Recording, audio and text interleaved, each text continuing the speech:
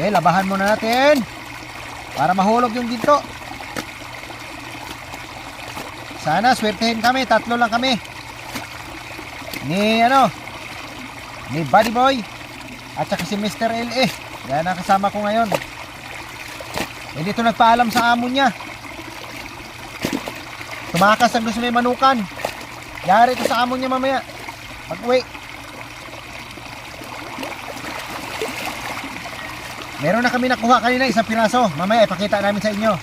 Nasa lagayan na, nasa bote. Okay na, diretso na to.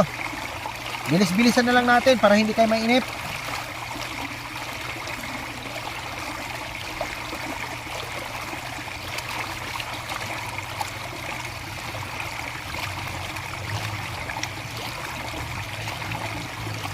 Ang akala kasi ng iba, sabi nila mabilis lang, madali lang daw tong ganitong hanap buhay.